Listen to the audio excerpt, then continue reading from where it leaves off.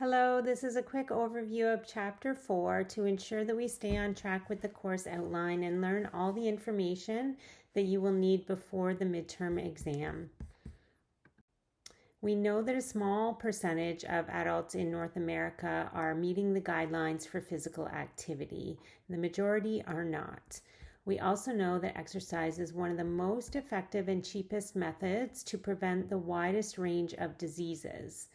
This chapter covers the topics outlined here to help move people through the stages of change with evidence-based strategies so they will be most successful, and they will thank you for your excellent training and coaching skills. The trans-theoretical model is also known as the stages of change model. It's one of the most commonly used health behavior change theories for exercise. Research shows that change happens when the right intervention is used that matches the stage of change that an individual is at.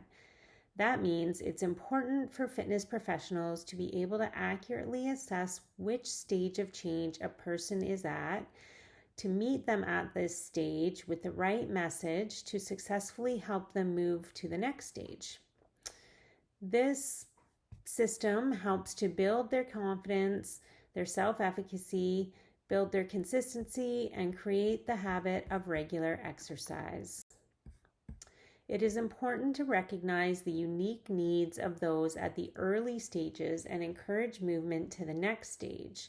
The goal is to help them start and maintain regular exercise and healthy habits. The trans-theoretical model is a 5-stage process that unfolds over time. At the pre-contemplation stage, individuals are not intending to exercise regularly in the foreseeable future. They are often unaware of the benefits of exercise, and the costs of changing are too high for them to consider it. They are often characterized by 3 Ds: defensiveness, denial, and demoralization. They may be described by medical professionals as unmotivated or difficult patients. It's important not to confuse lack of readiness with a lack of desire to exercise. Individuals may wish that they would be able to exercise, but are not ready to do so because of perceived barriers. They may have low self-efficacy, low confidence, or they may not have the knowledge on how to get started. At the contemplation stage, people may intend to exercise within the next 6 months. They are usually aware of the benefits of exercise, but also aware of the barriers for them. They may be ambivalent or stuck contemplating if they should or shouldn't, whether they should or whether they shouldn't, whether they are able to, if they have the ability and the confidence to get started. They often lack confidence and the commitment that's needed. At the preparation stage, people are ready to exercise regularly within the next 30 days, and they've often taken some steps closer to their goal, such as exercising on some days or exercising for short durations, less than 30 minutes that's suggested. They're building a plan for how to move forward, and they are the perfect candidates for the traditional messaging and programs that encourage people to take action, like the Nigg "Just Do It" slogan.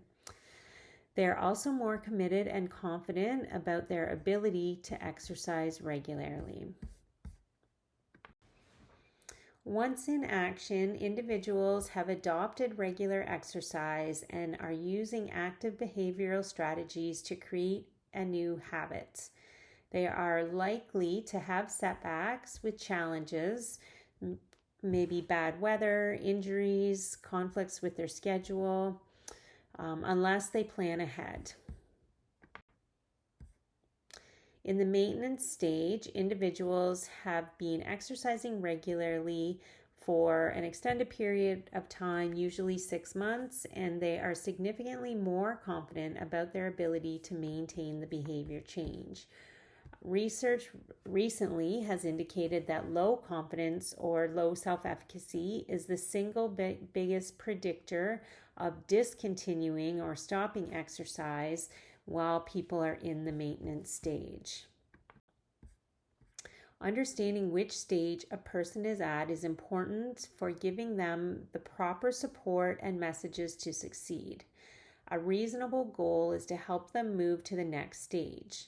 Just by helping someone move one stage, such as from pre-contemplation to contemplation, more than doubles their chance of getting into action within the next 6 months. If we can help them move 2 stages, this triples their chances of success. We can help them by using the right strategy at each stage. These strategies include decisional balance, self-efficacy, and the 10-step processes of change.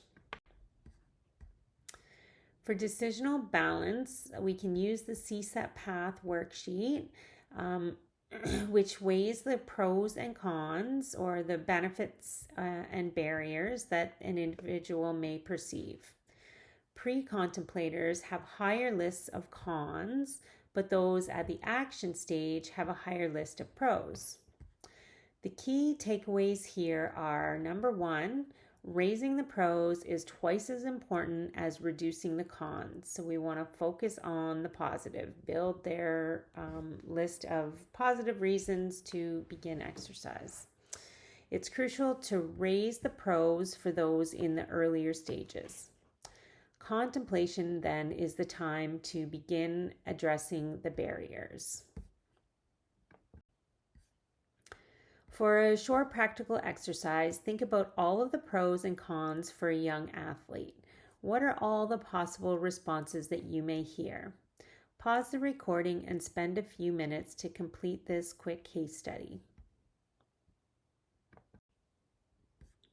Once you have a list from the case study and you know what stage of change that the athlete was at, what do you think you can do to address raising his self-efficacy?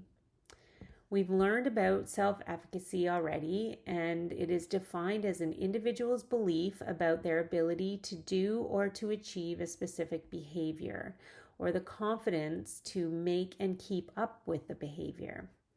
Self-efficacy needs to be raised early by starting with very small goals that people can achieve to gain some wins and to build their confidence. It is usually low at the pre-contemplation stages and raises as people move up the ladder. Again, take a few minutes to pause the recording and complete this activity. Bring your responses to lab next week for discussion. In the early stages of change, the experiential processes of change are emphasized by the individual, and those at later stages rely more on the behavioral processes. Understanding this helps us to use the correct strategies to help individuals build more pros, build more confidence, and begin to take action and keep up with that action.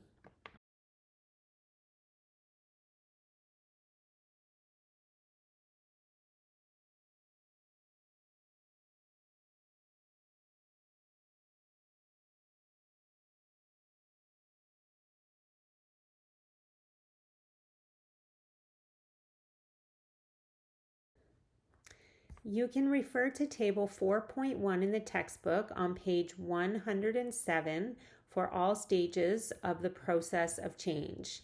This model operates under the assumption that the majority of individuals are not ready to change. First, we need to be sure we know which stage they are at, what their readiness to change is, or their readiness to change to do an activity that is safe for them.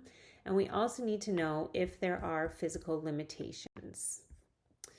Once we know that, then next we need to use the appropriate intervention depending on which of the 5 stages of change that they are at in the trans-theoretical model of change. So linking this back to the 5 stages in that spiral model. So here's a list of the 10 processes of change that we can use to move people up the ladder. You can download the worksheet, look in your textbook at table 4.1 on page 107, or download the worksheet in the modules. as well for the descriptions and the strategy and examples for each process. So here are a few examples of strategies for each stage. Be sure that you also are familiar with the definitions for each of these 10 processes. At the pre-contemplation stage, we want to encourage clients to understand that progress will be moving up to contemplation. We know that at pre-contemplation, their cons is much higher on the decisional balance than their pros. So we want to try to encourage their list of pros, or what are the positives that they may see. And so the processes of change we can use are raising their consciousness. So help them to learn new facts, ideas, and tips that support exercise. We can use social liberation, which is realizing that social norms are changing to support exercise. So they'll change their mindset. When you change the way you look at things, the things you look at change. You may have heard that before. And then the other process is environmental reevaluation, which is described as realizing the negative impact that not exercising has on others and our society, and the positive impact that exercising could have. So a parent may realize the impact that their exercise or lack of exercise may have on their child. At the contemplation stage, we want to encourage clients to view success as progress to the next stage of preparation. And here we are, so at the last stage, we were just trying to increase the positives that they see. Now we're trying to make sure that those positives outweigh the negatives, or the pros outweigh the cons. And so the processes of change that we can use are consciousness raising, which is defined as we say in pre-contemplation, helping them learn new facts, ideas, or tips that support exercise. So education, knowledge, giving them more knowledge. Self-reevaluation, so realizing that regular exercise is an important part of one's identity. So they start to see themselves and label themselves as an exerciser. Dramatic relief is defined as experiencing negative emotions, so which could be fear, anxiety, that may go along with the health consequences of not exercising, or the positive emotions such as inspiration that do go along with regular exercising. So this dramatic relief refers to just paying attention to their own feelings. And we want to encourage small steps for them to take, because we want them to see success. So we want to make it so small that they're going to succeed, which then helps to build their self-efficacy. At the previous two stages, pre-contemplation and contemplation, the processes of change were considered experiential processes, more of how they are feeling. And now we're moving to the preparation phase. So here our goal is to encourage clients to view success by adopting regular physical activity. So we want them to move into action. So that's the next goal. And now these processes are shifting from the experiential to more behavioral processes here. So counter conditioning is defined as substituting healthy alternative behaviors and thoughts for unhealthy ones. So we want to use substitutes to recondition the thoughts. Stimulus control is referred to, the definition is removing reminders or cues to be sedentary and using cues to exercise. So giving a stimulus to encourage them and remind them. It's like a trigger. Helping relationships. So finding support, or with where can they get support, seeking and using social support to start and or continue exercise. And then reinforcement management is using rewards. So this helps increasing the intrinsic and extrinsic rewards for exercising and decreasing the rewards for being sedentary. Self-liberation is another process that we can use, and this is a process of making a commitment. So the description is believing in one's ability to exercise regularly and making a commitment to change based on that belief. And self-efficacy, we know, is going to be improved with these processes as they are moving up the ladder. And so from preparation, we're hoping that they've moved into action. And so now the goal at this stage is to stay in action, be consistent with regular physical activity. And we know that this stage needs to be maintained for approximately 6 months before they can shift into the maintenance phase. So we have some of the same processes here: self-liberation, which is making a commitment, helping relationships or getting support from others, self-reevaluation, which is also more is not a behavioral, that's more of an experiential, which is creating a new self-image of themselves, realizing that regular exercise is an important part of one's identity.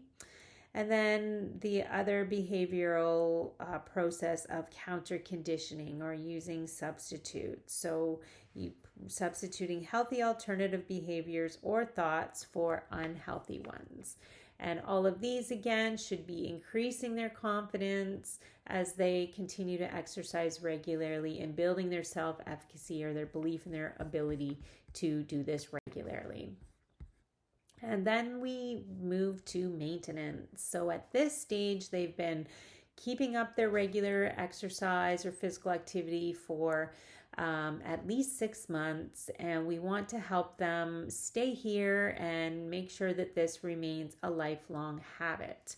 So at this stage, we have the behavioral processes of stimulus control, which is managing their environment.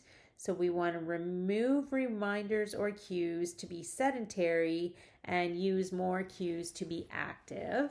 So having more, have their running shoes beside their bed, things like that, cues to help them. Counter conditioning, we're using substituting in the healthy behaviors for unhealthy ones, as well as thoughts, canceling out those negative thoughts and replacing them with good ones. Reinforcement management, or using rewards. So we want to increase the intrinsic and extrinsic rewards for exercise and decrease any rewards for being sedentary. We want them to get support, which is the process of helping relationships. So they're using social supports to help them stay active. And recycle. So we just want this process to continue and to help them continue to build that confidence and build that self-efficacy. And this is also the stage where the exercise program needs to change to make sure that we're avoiding boredom for the clients. So looking at the 5 steps across the top for the trans-theoretical model of the stages of change from pre-contemplation through to action, we know that we need to increase their self-efficacy, which occurs as they move through those stages from pre-contemplation all the way through to maintenance. And the processes of change that we can use are outlined here. And so we can see kind of at each stage which ones are most effective. And then at maintenance, as I mentioned, we want to help them avoid boredom. We can, rethink boredom as an opportunity to add a new challenge. What are you going to do to make this better or different? Talk to your client, find out what do they get out of the exercise and what types of exercise could provide that outcome for them that they're looking to get. What is the outcome that they want to feel or have? We help them explore other types of exercise they may be interested in. We want to help them internalize the motivation so that they are starting to do it for their own inner needs because they know that it's good for them, and they're not doing it for external to please somebody else or just to change a number on the scale. We can help them to, find others again, the social support, they can talk to friends, family, coworkers, to, maybe join them or other activities that they may be interested in.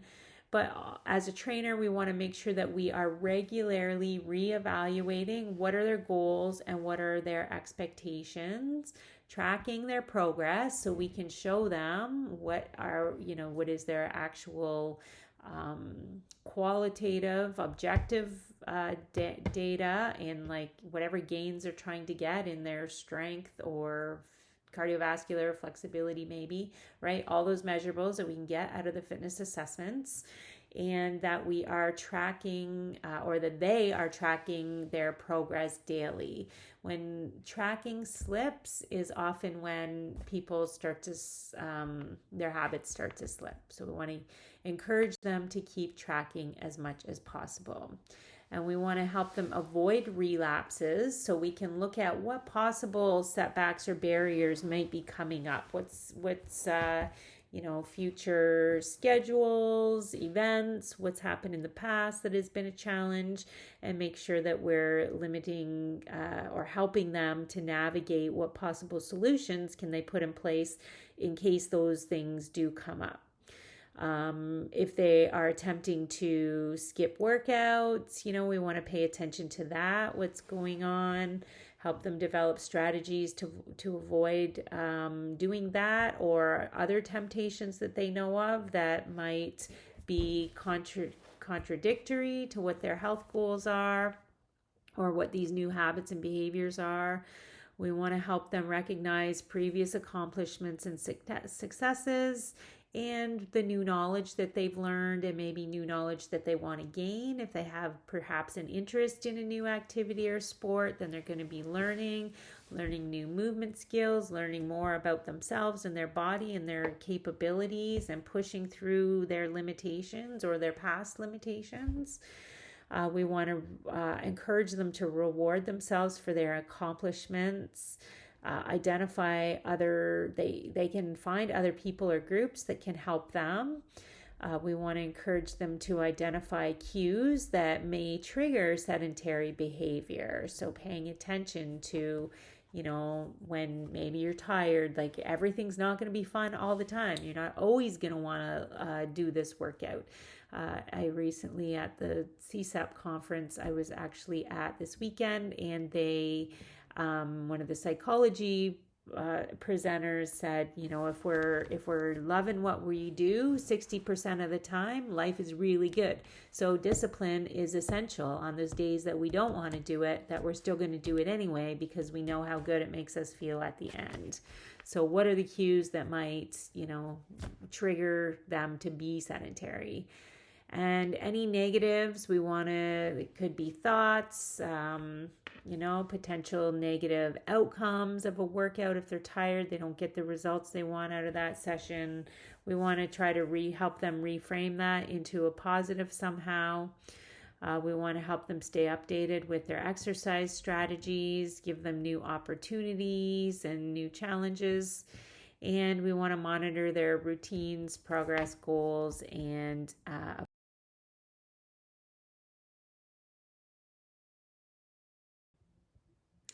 so the take-home messages from this chapter is that we want to be sure that we're using knowing exactly what stage of change an individual or a client is at. We want to use the appropriate strategies with that wherever they're at to help them move to the next level.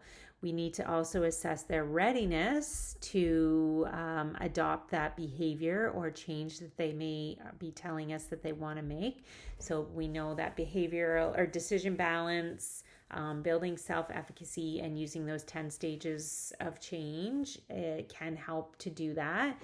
And we are trying to tailor the interventions to the stage of change using those 3 strategies, and recognizing that each individual is unique and making sure that we are treating them as such and giving them the respect that they deserve for wherever they're at, and prepare prior to taking action to decrease the relapses. So that's where, again, decision balance and first step planning, but then also brainstorming what potential obstacles might come up for you and what can we do to mitigate those moving forward.